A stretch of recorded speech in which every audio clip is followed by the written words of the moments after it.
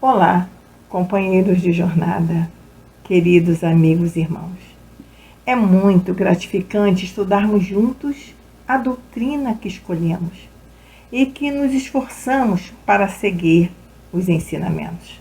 Ensinamentos de Jesus que sabemos são as verdades que contribuem para a nossa trajetória evolutiva. Vamos iniciar nosso estudo com a página, que é uma mensagem do Espírito Benfeitor Joana de Ângeles, psicografada por Divaldo Franco, no 2º Congresso Espírita Brasileiro, em Brasília, no dia 15 de abril de 2007. O Livro dos Espíritos. A raça humana dos nossos dias tem trazido para si mesmo violência, delinquência e insatisfação como resultado do avanço da tecnologia e louca perseguição de muitos conceitos. Entretanto, os problemas urgentes do íntimo do homem encontram respostas dentro dos princípios espíritas. O Livro dos Espíritos é a chave para contrabalancear as questões perturbadoras do comportamento social e emocional dos nossos tempos. O Livro dos Espíritos torna muitas pessoas conscientes de suas responsabilidades, através da fé racional, bem fundada sobre os fatos. Isto trará o renascimento do cristianismo em toda a sua pureza. Desta forma, o Livro dos Espíritos é a síntese da ciência, da filosofia e da religião, trazendo a resposta de Deus aos clamores dos homens, o Consolador prometido por Jesus. Deus Pai de infinita bondade, Jesus, nosso irmão maior, agradecemos pela oportunidade de estarmos unidos em pensamento e boas vibrações para mais um estudo. Pedimos, Senhor, que possamos acrescentar em nossa caminhada os ensinamentos decorridos do nosso encontro. Esteja conosco sempre. Que assim seja, graças a Deus. Bem, meus irmãos, o Livro dos Espíritos. Antecedentes, método, publicação e organização. É o tema do nosso estudo, de nossas reflexões. Serão baseadas no Programa Fundamental do Estudo Sistematizado da Doutrina Espírita, no tomo 1, e na própria obra O Livro dos Espíritos. Ao falarmos desta obra, que é o norte da doutrina espírita, lembramos do benfeitor espiritual Emmanuel, na obra A Caminho da Luz, psicografia do nosso Chico Xavier, no capítulo 23, quando ele ressalta: no século XIX, as lições sagradas do Espiritismo iam ser ouvidas pela humanidade sofredora. Jesus, na sua magnanimidade, repartiria o pão sagrado da esperança e da crença com todos os corações.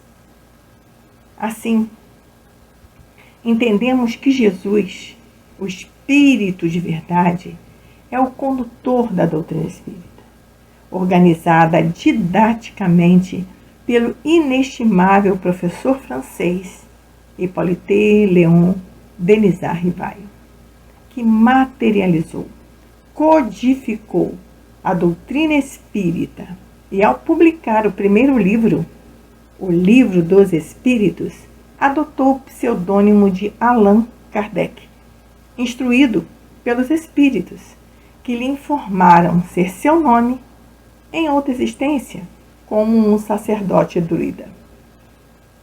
Sabemos que não há acaso. Com certeza, os espíritos encarnados e desencarnados, envolvidos na preparação, na organização, na publicação e divulgação do Espiritismo, foram todos preparados na espiritualidade para participarem deste momento que mudaria o olhar da humanidade para si mesma. Em meados do século XIX, a movimentação de objetos diversos, fato que ficou vulgarmente conhecido como mesas girantes ou dança das mesas, observado primeiramente na América e dali propagou-se rapidamente pela Europa, principalmente na França. Eram comuns as reuniões em salões culturais, nas mansões de senhoras da sociedade parisiense, onde as pessoas iam para girar as mesas apenas com o poder da concentração.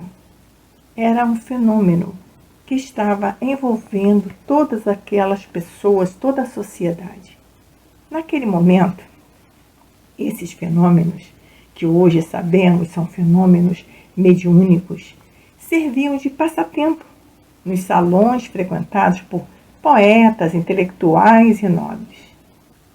No mês de maio de 1855, o professor Rivaio encontra-se com o senhor Patier e a senhora Plenimezon, que falaram daqueles fenômenos das mesas girantes, mas de um jeito que aguçou a vontade do professor de ver de perto o que estava acontecendo.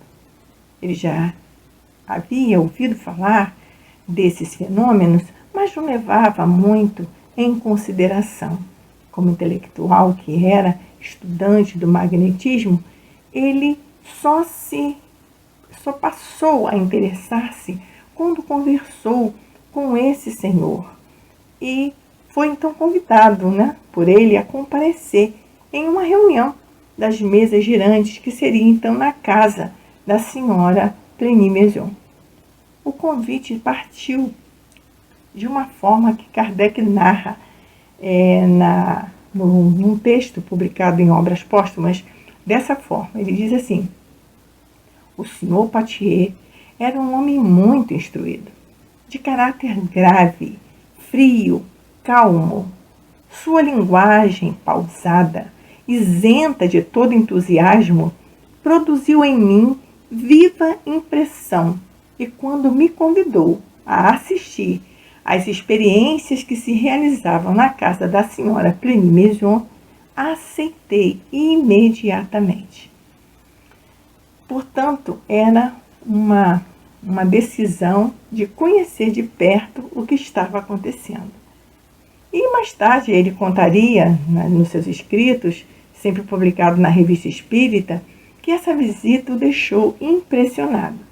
As mesas, segundo ele, não só giravam, como batiam no chão e se moviam em condições que não deixavam margem a qualquer dúvida que ali tinha outros fenômenos que ele precisava estudar, analisar para perceber o que estava de fato acontecendo. Aguçou a sua curiosidade científica.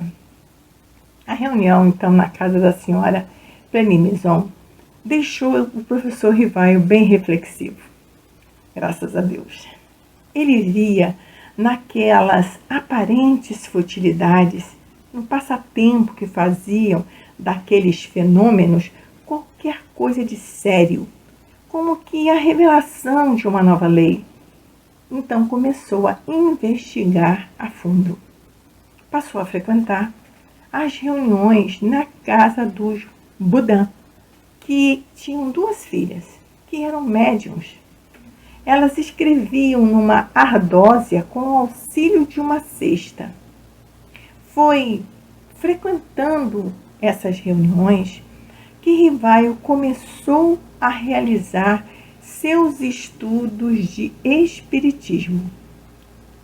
Narrado por ele mesmo, ia às reuniões de mesas girantes como um cientista.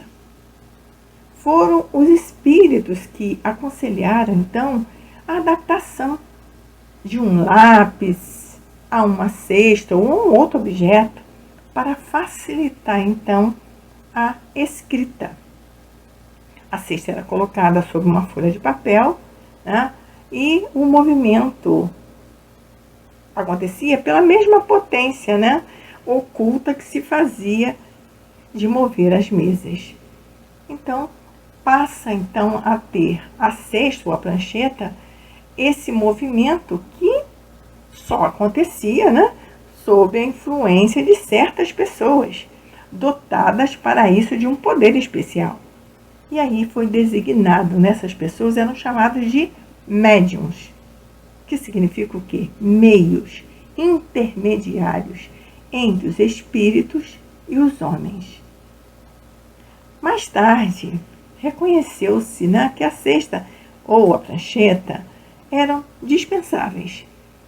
E o médium, tomando diretamente o lápis, pôs-se a escrever por um impulso involuntário, segundo Kardec, quase febril. E a gente percebe quando observa, por exemplo, psicografias de Chico Xavier, alguns vídeos de Chico Xavier psicografando, e a gente vê que é algo com esse olhar mesmo, né? Aquele movimento rápido, né? Como eles chamam de quase febril, fica fixo naquela atividade que está realizando. Segundo Kardec, um dos maiores resultados que ele colheu nessas observações, que é muito importante para que a gente ainda mantenha, né, esse olhar que Kardec teve, foi que os espíritos, aqueles que encaminhavam as respostas, começavam a se fazer perguntas mais profundas, mais filosóficas. Então ele observou que os espíritos nada mais eram do que almas dos homens. Portanto, não possuíam a plena sabedoria, nem a ciência integral, e que o saber que eles ali naquele momento dispunham vamos dizer assim, se circunscrevia ao grau que eles haviam alcançado, ao grau de adiantamento de cada um. E quando nós colocamos que a gente deveria sempre observar isso, porque quando recebemos hoje mensagens mediúnicas, temos que ter esse olhar e entender, né, que os espíritos são a alma dos homens que estão ali, colocando dentro do seu nível evolutivo, dentro da sua condição moral e intelectual. Assim, com todo cuidado, usando método científico de indução, de dedução, né, Kardec explica isso lá em Obras Póstumas, como ele organizava. E tem um trecho que ele fala que é muito cuidadoso na sua colocação. Ele diz assim: nunca elaborei teorias pré-concebidas. Observava cuidadosamente, comparava, deduzia consequências dos efeitos, procurava remontar as causas. Por dedução e pelo encadeamento lógico dos fatos, não admitindo por válida uma explicação, senão quando resolvia todas as dificuldades da questão. Então, nessa colocação dele, nesse pequeno trecho, a gente pode observar o cuidado que ele tinha como observador, com esse olhar científico, como um homem culto, como um homem preparado, de formação, né, de uma cultura que daria condições a ele de fazer tudo essas reflexões, essas comparações dentro da busca da verdade, daquelas respostas que condizia com a lógica. Por isso que ele usava muitas reflexões na Revista Espírita. Colocava lá os seus textos, suas reflexões, baseado nas respostas, e obtinha ajuda de todas as formas, de outras tantas reflexões que voltavam para ele. E assim foi formando esse trabalho que hoje temos em mãos, né? Kardec interrogou diversos espíritos, através de diversos médiuns, colhendo documentos de diferentes lugares, colecionando essas respostas dos espíritos, comparando uns com os outros, e só então formando o conjunto que resultou nesta magnífica obra, um verdadeiro tratado de conduta para a humanidade, né? O Livro dos Espíritos. Em 18 de abril de 1857, foi publicada a primeira edição de O Livro dos Espíritos, com 501 perguntas. O livro rapidamente correu o mundo e criou polêmica, provocando protesto de padres, cientistas céticos, mas também atraiu a atenção de outras pessoas, de outros médiuns, que procuraram Kardec para conversarem, para entenderem melhor essa sua faculdade, né? E com o auxílio e amparo espiritual, sempre, Kardec revisou e estendeu o livro. Sua segunda edição, que foi definitiva, né, que é a que nós usamos até hoje, foi publicada em 16 de março de 1860 e contém 1019 perguntas. Então a gente pode observar todo esse cuidado nessa preparação, nessa organização, todo esse tempo, né? O espírito que estava ali preparado para que houvesse esse encontro, né, do homem com o fenômeno, para que dali surgissem as reflexões inteligentes. Então vamos agora observar como é que está organizada essa obra, né? Como é que é esse livro quando a gente toma em nossas mãos. Nós temos de imediato a folha de rosto, que a gente não pode deixar de citar.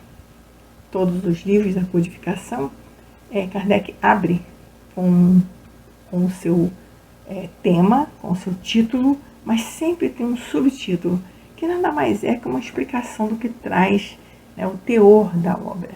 O Livro dos Espíritos contém os princípios da doutrina espírita, sobre a imortalidade da alma, a natureza dos espíritos e suas relações com os homens, as leis morais, a vida presente, a vida futura e o futuro da humanidade, segundo o ensinamento dado pelos espíritos superiores com a ajuda de diversos médiuns.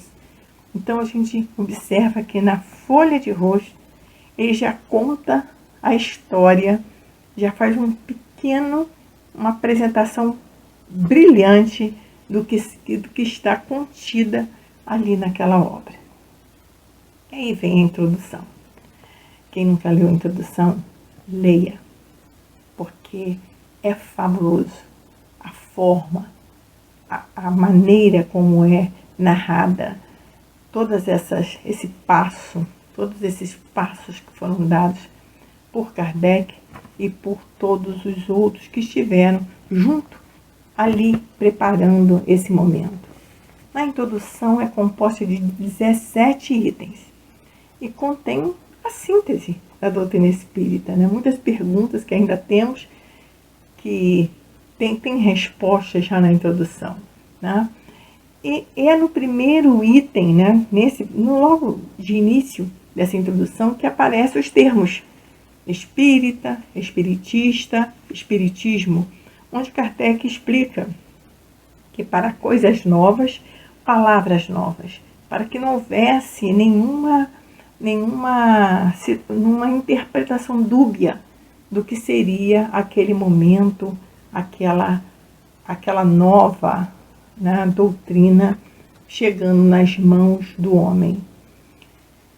Depois da introdução, vem os prolegômenos, que é um prefácio, né, uma abertura, Nesse Prolegômenos tem a narrativa de como foi revelada a doutrina. Tá? E no cabeçalho do Prolegômeno aparece a cepa. A cepa é aquele tronco da videira, né? Que foi desenhada pelos próprios espíritos. Chega a Kardec, como a gente pode observar, e ele tem um texto que veio da explicação espiritual, que diz assim: aí se acham reunidos todos os princípios materiais que melhor podem representar o corpo e o espírito. O corpo é a cepa, o espírito a seiva, a alma ou espírito ligado à matéria é o bago. Bem, devidamente apresentada a obra, agora vamos ver o corpo da obra. O que traz a obra? O livro dos Espíritos ele é dividido em 4 livros. Então, há versões, há traduções que chamam de primeiro livro, segundo livro, terceiro livro, quarto livro. Outros chamam de livro 1, livro 2, livro 3, livro 4. É importante a gente compreender que ele é dividido didaticamente por assuntos que vão despertando em nós essa necessidade de saber mais, né? Tem esse objetivo para que nós nos tornemos gradativamente conhecendo um pouquinho de nós mesmos, de nossa existência e chegando até a condição de compreensão geral da obra. É bastante didática essa apresentação. Então, no primeiro livro são as causas primárias. Ele traz Deus, elementos gerais do universo, a criação e o princípio vital. Esses assuntos nós vamos ver desdobrados, com os detalhes, né? Que o livro dos Espíritos são perguntas e respostas. E a gente vai ver textos mais reflexivos, mais filosóficos, nós vamos encontrar na obra A Gênese, que é uma parte belíssima, que foi publicada em janeiro de 1868. E a gente vai, né, desperta em nós essa observação, né, essa reflexão.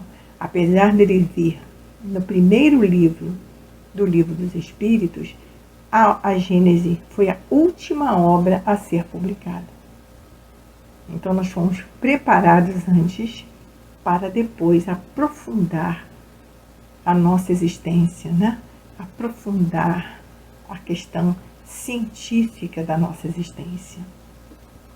No segundo livro, que é o Mundo Espiritual ou dos Espíritos, nós vamos estudar em 11 capítulos os espíritos, a encarnação dos espíritos, o retorno da vida corpórea à vida espiritual, a pluralidade das existências, as considerações sobre a pluralidade das existências, a vida espiritual, o retorno à vida corpórea, a emancipação da alma, a intervenção dos espíritos no mundo corpóreo, ocupações e missões dos espíritos e, por último, os 3 reinos, que a gente vai ver desdobrado também na Gênese. A base desses capítulos nós vamos achar, né, as reflexões mais detalhadas no Livro dos Médiuns, que vai falar desse mundo dos espíritos. E o Livro dos Médiuns foi publicado em janeiro de 1861. É o segundo livro a ser publicado. No terceiro livro do Livro dos Espíritos são as leis morais. Aí nós vamos encontrar todas essas reflexões que fazemos no nosso dia a dia. Nós temos nesse livro 12 capítulos com as leis morais. Lei divino-natural, lei de adoração, lei do trabalho, lei de reprodução, de conservação, de destruição, de sociedade, de progresso, de igualdade, de liberdade e a lei de justiça, de amor e caridade. E, fechando esse livro, vem a perfeição moral. Então, já sentimos que esse livro vai ter o seu desdobramento na obra O Evangelho segundo o Espiritismo, que foi publicado em abril de 1864, que é o terceiro livro a ser publicado por Allan Kardec. Já no quarto livro do Livro dos Espíritos, na organização em livros por assuntos, nós vamos ter 2 capítulos. O quarto livro é Esperanças e Consolações. No capítulo 1, vai falar sobre as penas e gozos terrenos. E no capítulo 2, penas e gozos futuros. Então, nós vamos encontrar experiências, relatos bastante interessantes no desdobramento desse livro, no livro O Céu e o Inferno, que foi publicado em agosto de 1865. É o quarto livro da codificação. E aí, o quinto livro da codificação é a Gênese, que vai reportar aquele início do livro 1, lá do Livro dos Espíritos. Então, nós temos em nossas mãos um verdadeiro compêndio, completo, que faz-nos, a cada dia, refletir sobre nossa existência, buscando esse entendimento para percorrermos melhor a nossa jornada terrena e a nossa jornada espiritual, fazendo com que possamos evoluir, que é nossa missão, nossa finalidade, estarmos aqui, nesse momento, encarnados, como espíritos imortais. Então, a doutrina é de um auxílio exemplar para todos nós. Mas é preciso que estudemos a doutrina. E a doutrina não pode nem deve ser vista uma única vez. Porque quando acabamos de estudar, por exemplo, o Livro dos Espíritos, já temos mais experiência, já temos mais contato com outras histórias, com outras situações de nossa própria existência, já somos outras pessoas. Precisamos retomar o estudo para olhar de forma diferente tudo aquilo que já vimos, mas que não tínhamos ainda a condição de entendimento pleno. Então, é um estudo constante que deveríamos fazer, que devemos fazer. Sempre. As palestras são maravilhosas, os encontros são ótimos, mas a codificação deve sempre ser reestudada. Sempre. E há, então, a conclusão dessa obra. Na conclusão, são 9 itens. E o codificador mostra, nessa conclusão, as consequências futuras dos atos da nossa vida presente. E ele retoma, nessa conclusão, os conceitos básicos da doutrina. E para fechar, eu digo que é para fechar assim, brilhantemente, ele arremata a obra com o texto de Santo Agostinho, que é belíssimo, que vale muito a pena estudar, refletir sobre as palavras de Santo Agostinho. Sobre essa organização que estamos aqui apresentando, Deolindo Amorim, nosso companheiro, grande trabalhador, que foi, que tem seu nome aí marcado no movimento espírita, ele nos fala, e está registrado lá nos cadernos doutrinários, a seguinte observação de Deolinda Amorim. Conforme se pode observar, a divisão das matérias não foi feita de modo arbitrário, mas ao contrário, denota correspondência lógica, sequência de pensamento.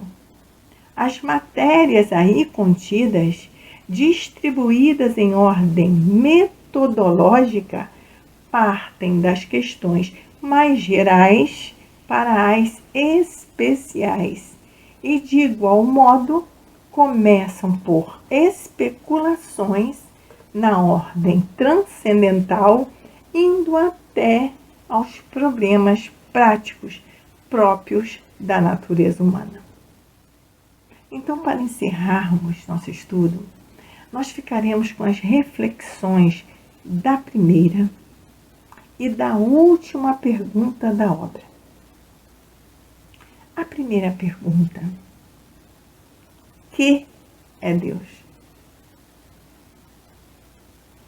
E a resposta é que nós deveríamos tomar para nós todos os dias e pensar nessa resposta.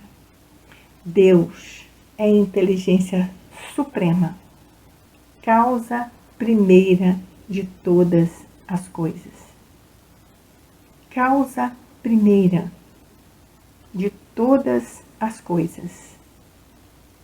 Então,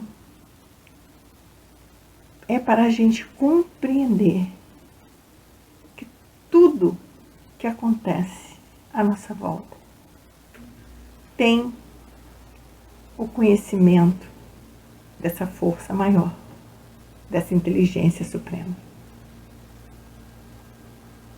E na 1019, fechando o livro, diz assim: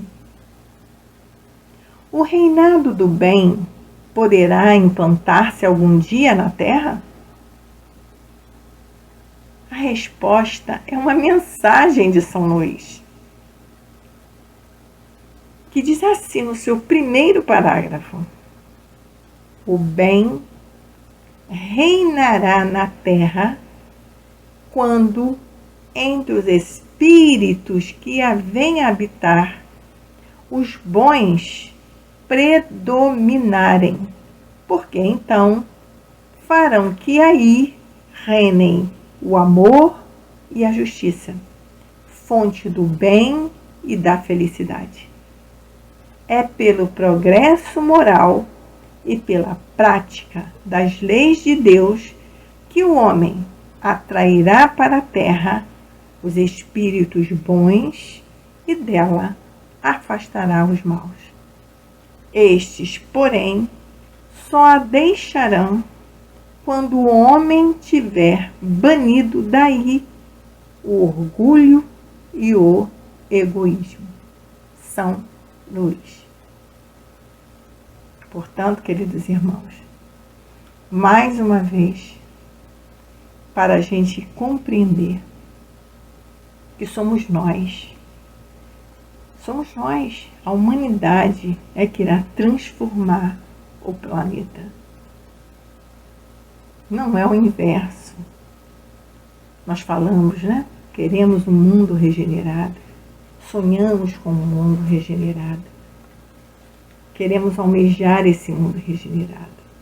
Mas a regeneração, ela acontece gradualmente, com a mudança, com a evolução, com a transformação moral dos habitantes desse orbe. E São Luís deixa essa mensagem, esse chamado para a gente. Esse é só o primeiro parágrafo. Leiam lá, na íntegra, essa mensagem que fecha essa obra. Então, vamos pensar no desejo de Kardec.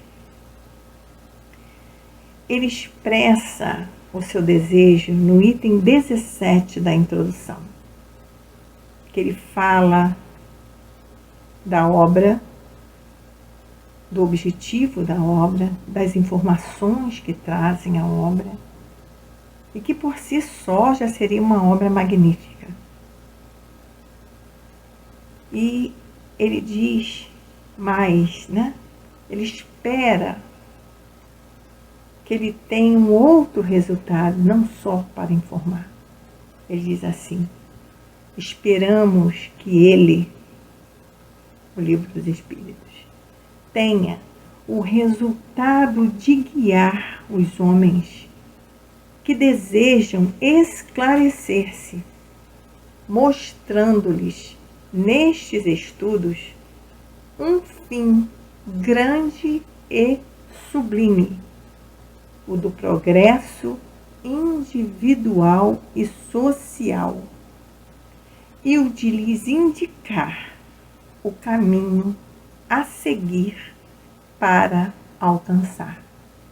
Allan Kardec. Que possamos, né, trabalhar juntos,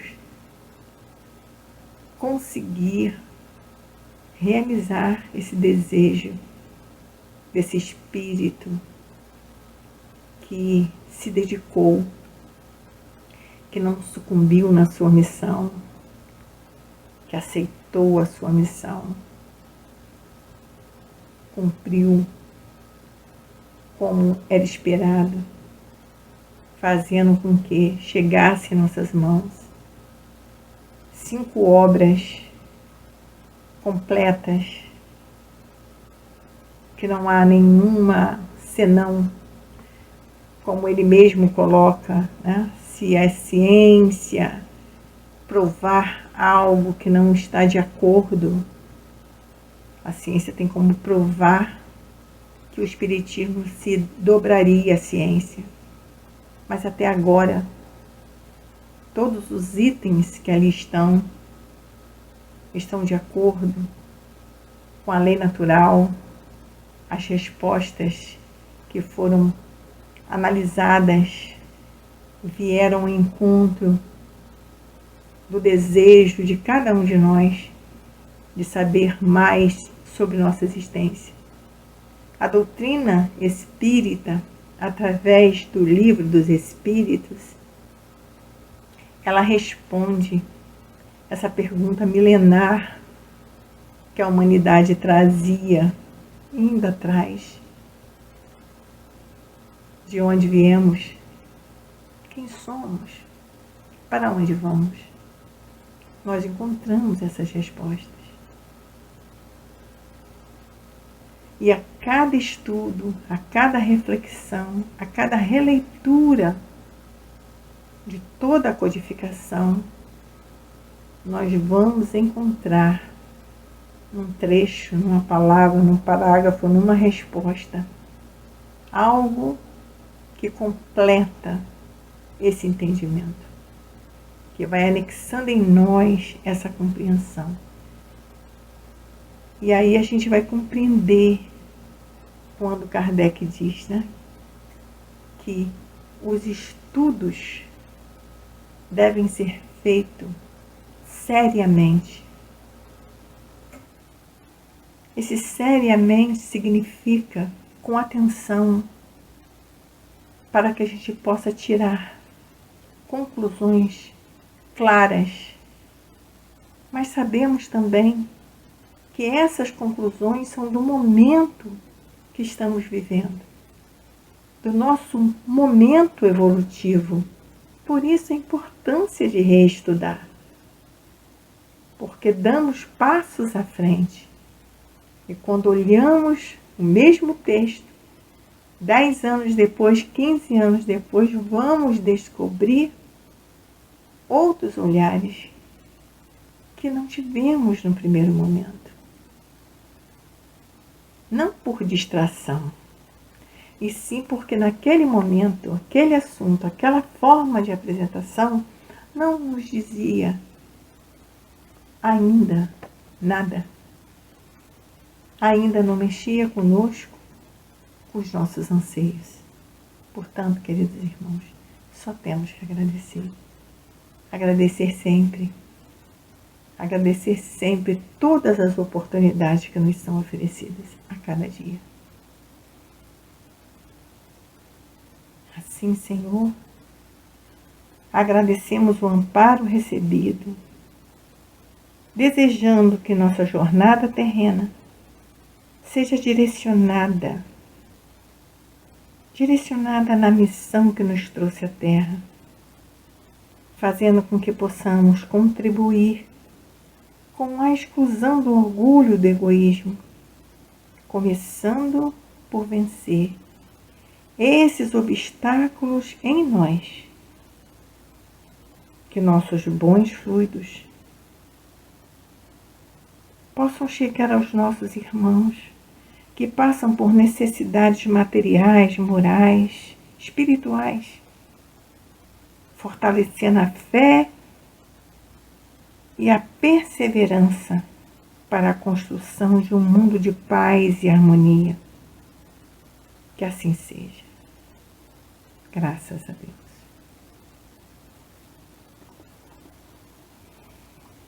Obrigada, queridos irmãos. Fiquemos com Jesus.